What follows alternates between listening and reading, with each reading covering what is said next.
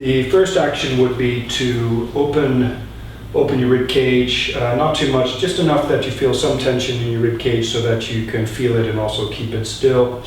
And then you can do this while standing or sitting on the floor in a chair. Slowly move your shoulders forwards and then relax. Notice that I'm not moving my chest as I do so, shoulders forward, then relax, and then continue the same action but focus on feeling the inside edge of your shoulder blades.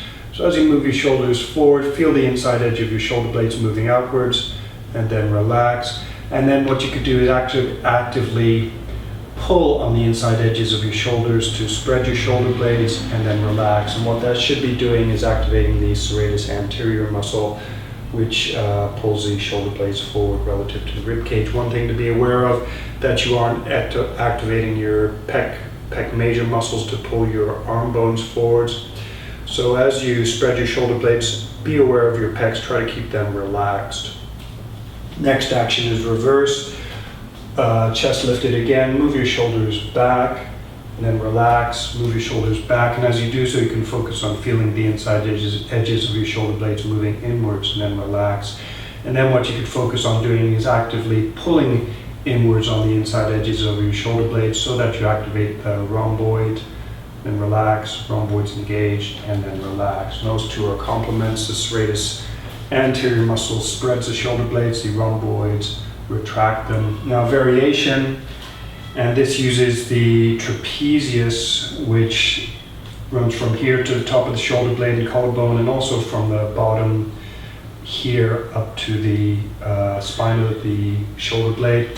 For that action, I'd suggest drawing inwards, but also pulling the shoulder blades down the back so that you're more likely to activate the trapezius muscle. And then relax, draw the shoulder blades inwards and down. Practice both of those in isolation. What you could do is retract the shoulder blades, lift them slightly to maximize the chance of activating the rhomboids, and then draw them down to activate your trapezius. All of those actions, try practicing them smoothly and slowly, and try to feel, rather than just doing the movement, try and focus on feeling in particular the inner edge of your shoulder blade while doing those actions. Another shoulder blade awareness exercise that I like to do both while sitting and or standing is lifting the shoulders. And for this, again, start with your chest slightly lifted and emphasize, I suggest lengthening your neck. Draw your ears away from your shoulders. You could also focus, pull the back of your head back and up so the back of your neck feels long. And while sitting or standing, lift the shoulders and try and draw the peaks of your shoulders up towards your ears, not necessarily inwards, but upwards, and then relax, lift up. If you need to, you can move your arms slightly outwards. You might find that makes it easier to lift your shoulders high and then relax. And if you have trouble, what may help is, again, lift your chest, lengthen your neck, focus on one shoulder at a time. You could try moving the shoulders slightly forward or back. See if there is a groove or a position that makes it easier to lift the shoulder up, and then relax, and then try the same thing with the other side. Lift the shoulder, let the arm move out, try moving the shoulder forward or back slightly, to see if that enables you to lift the shoulder higher, and then do them both together again. Lift as high as you can. You could focus on this shoulder, and then the other shoulder, alternate, drawing them up high, and then relax. And when you're relaxing, try to let your shoulders sink down. So rather than just suddenly relaxing, and there's benefit in suddenly relaxing, but for this exercise, see if you can gradually relax, let your shoulders sink down, down, down, down, down. And when you're moving up, they can be focus on moving up, continually moving up, keep your neck long, move up, and then relax. And repeat that, say 3 to 5 times or more. If you're doing an exercise like plank or chaturanga, what I would suggest is practicing those same shoulder movements with the arms in different positions. So say if you're moving into plank, try the same exercise, and this could be done also in cat pose. Arms forward, spread your shoulder blades, move your shoulders forwards, and then relax. And spread your shoulder blades, and then relax. And notice that I'm not bending my spine forward in order to bend the shoulder, in order to spread the shoulder blades. So what I'll see often in plank, or cat poses, whenever people spread the shoulder blades, they also do this action. So they're bending their spine forward. So instead, try to keep the rib cage still. It isn't to say that you have to keep your rib cage still all the time that you move your shoulder blades, but for this exercise where you're focusing on isolating the shoulders, learning to feel them, do keep your rib cage and your neck still. So to start with, lengthen your neck so you have a little bit of tension in your neck, so it gives you a feel for your neck, make your neck feel long. Lift your chest at the same time so your chest has a little bit of tension that makes it feel, gives you a feeling of openness. Arms forward, they can be slightly relaxed rather than like this, and shoulders forward. Notice I'm not moving my chest, nor am I changing the bend in my spine. And then relax, shoulders forward, then relax. And then you can do the same thing, moving backwards, shoulders back. So draw the inner edges of the shoulder blades together, and then relax, shoulders back, inside edges of the shoulder blades together and back. This action, particularly moving backwards, can be difficult with the arms shoulder width. So if you have difficulty, widen your arms initially. So widen your arms out to the side, again, chest open, neck long, draw your shoulders back, retract the shoulder blades, and then relax. Suggest trying the same thing. So if you're doing, say, tabletop or reverse plank, all of these actions, even plow pose. So if you're moving into plow pose with the arms unclasped, you could be retracting the shoulder blades. So for any of those positions, you could practice the same thing. So with the arms back, it may be helpful to bend the chest forward, bend the lumbar spine, thoracic spine forward, reach the arms back as far as you're able. If you need to, widen the arms out to the side slightly and do the same thing. I'm going to bring my chin to my chest, the back of my neck feels long. Shoulders, let's do forward first, spread the shoulder blades, relax. Shoulders forward, spread the shoulder blades, relax. And I'm feeling a little bit of tension here, so I'm probably using a little bit, not my scapular stabilizer. So if I do it slowly, I can focus on spreading my shoulder blades so the action is coming more from my serratus anterior, these muscles here, and then relax. And then do the opposite, I'm going to move back.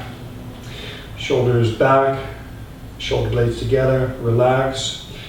And here again, it may be more difficult with the arms back, but see if you can focus on the inside edges of the shoulder blades using either the rhomboids or the trapezius.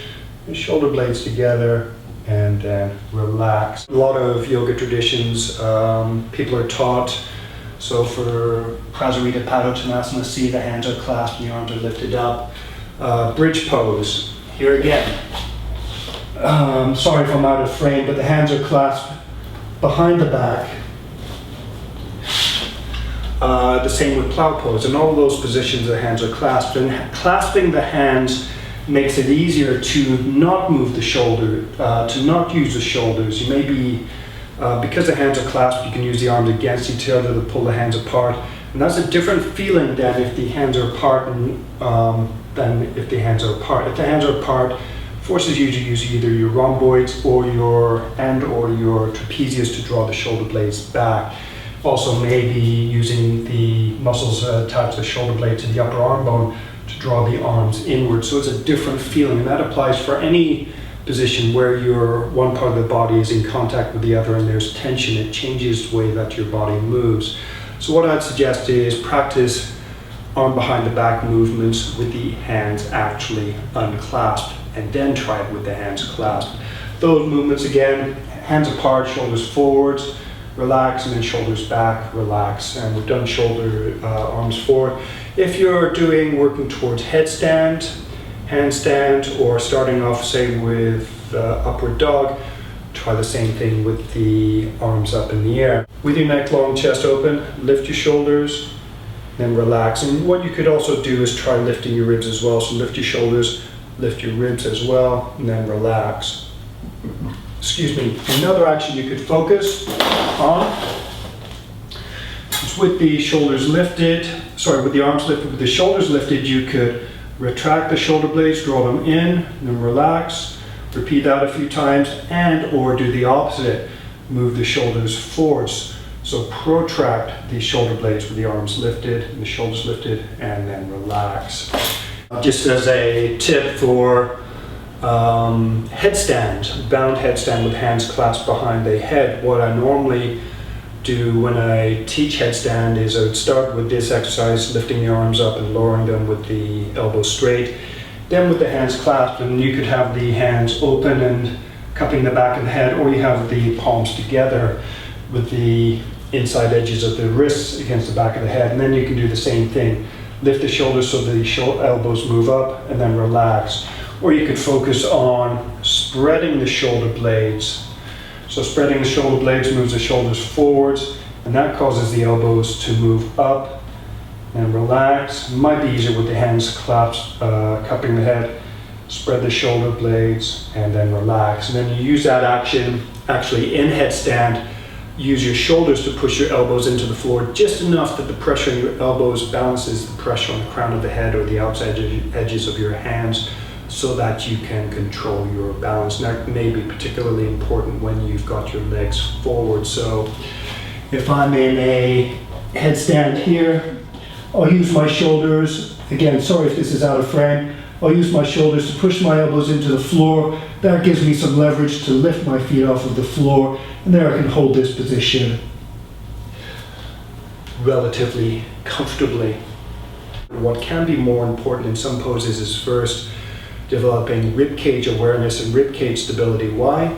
What I found is even trying to stabilize my shoulder blades or my arms in, say, a position like this where I'm trying to lift my feet off of the air, and there it's relatively easy. Ask me to hold it and I have a little bit more difficulty. What I found is I get more benefit by actually lifting and expanding my rib cage. So then the shoulder muscles that attach between the rib cage, spine, and the shoulder blades then have a stable foundation. They have the rib cage from which to work on actually supporting the shoulder blades. So if you think of stability, if you're building a building, you need the first floor stable before you can put up the second floor. You need the second floor and the first floor stable before you can put up the third floor. So this could be a similar thing, only working outwards from the body. Stabilize the rib cage so the shoulder blades have a stable foundation. Stabilize the shoulder blades so that the shoulders have a stable foundation, then elbows and hands. So for a pose like this, I might expand my rib cage first, and then set up my shoulders, either moving them forward or back or lifting them, or letting my shoulders move away from my ears so that my rib cage gets closer to the floor. So with my rib cage expanded, I can then lift my feet and actually hold it. And that's actually, I can hold a little bit longer with my rib cage lifted than if, with my rib cage expanded, than if I don't expand my rib cage first. Then it's just like push up and release. And this is something I'm just working on currently. Another pose where I found that rib cage stability is important prior to shoulder blade stability is an L sit-up. And so for this action too, I find if I expand my rib cage first, so if I lift my front and back ribs and then set up my shoulders relative to my rib cage, I can actually lift up a little bit more easy than if I don't expand and stabilize my rib cage first. So let's try that one more time. Hopefully you can see it a bit better. So one of the actions I do with this, so I'll expand my rib cage first, but the other thing I'll do is I'll spread my shoulder blades. Why? Because another important idea with setting up your alignment or the relationship of the parts of the body to each other is to give the different muscles, particularly the muscles that are going to be doing most of the work, giving them room to move. So if I spread the shoulder blades, what I believe, and if additionally I rotate the arms outwards, what that does is that gives the latissimus dorsi a bit of pre-stretch. So then my lats, which pull down on my arms, which are pushing down on the floor, which in turn pulls my rib cage up, my lats have room to actually contract and keep my body lifted. And there's all sorts of other muscles activating as well. But that was also why in an earlier video I suggested drawing the rib cage up so that the belly lengthens. So then it's easier to use your abs. They don't have to contract through such a large distance. So if you're standing, if you're doing any sort of standing work, and you stabilize your hips first, Then your spine erectors can be used to open up your ribs. Then your ribs act as a foundation for your abs to, they actually draw the abs away. They lengthen the abs by pulling away from the pelvis. So your abs have pretension. It's then easier to activate them, whether you want to bend forward or backwards, or use them to twist or side bend, or just control the spine. So from there, you could use your abs to control the pelvis relative to the rib cage, or you can use your abs to turn the rib cage relative to the pelvis. But going back to the, could be called a vinyasa lift up. So I'll expand my rib cage, spread my shoulder blades, lean back so my weight is over my hands, the rib cage expanded, shoulder blades spread. Whoa.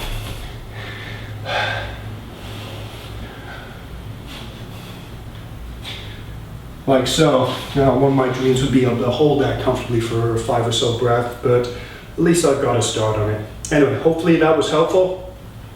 Remember, practice slowly moving your shoulders while feeling your shoulder blades, and keep your rib cage still so that you learn to feel your shoulders in isolation. Then it's that much easier to use your shoulders and rib cage in different combinations in different ways depending on what you are trying to do at the time.